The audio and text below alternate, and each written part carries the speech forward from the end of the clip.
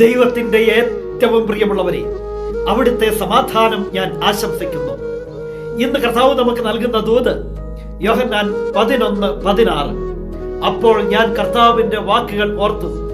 യോഹന്നാൻ ജലം കൊണ്ട് സ്നാനം നൽകി, നിങ്ങളാകട്ടെ പരിശുദ്ധാത്മാവിനാൽ സ്നാനമേൽക്കും. എപ്പോഴും ജീവിതത്തിന്റെ പല സന്ദർഭങ്ങളിലും ഇങ്ങനെ ഓർക്കാൻ നമുക്ക് സാധിക്കട്ടെ, നിങ്ങളാകട്ടെ പരിശുദ്ധാത്മാവിനാൽ സ്നാനമേൽക്കും. ജീവിതത്തെ തകർക്കുന്ന അവസ്ഥകൾ ഉണ്ടാകാം, ഒരുപാട് ഹൃദയം തകർന്നു പോകുന്ന അവസ്ഥകൾ ഉണ്ടാകാം, ഒരുപാട് ദുഃഖിക്കുകയും സങ്കടപ്പെടുകയും ചെയ്യുന്ന അവസ്ഥകൾ ഉണ്ടാകാം. പലപ്പോഴും നമ്മുടെ മുന്നിൽ നമുക്ക് സാധിക്കാത്ത പല കാര്യങ്ങളും ഉണ്ടാകാം.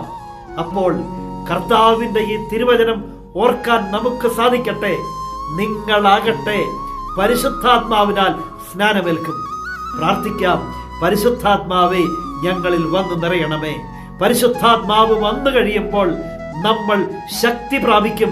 പിന്നെ പ്രവർത്തിക്കുന്നത് മാനുഷികമായ ശക്തിയല്ല, ആത്മാവിന്റെ ശക്തിയാണ്, അത്യുന്നതന്റെ ശക്തിയാണ്.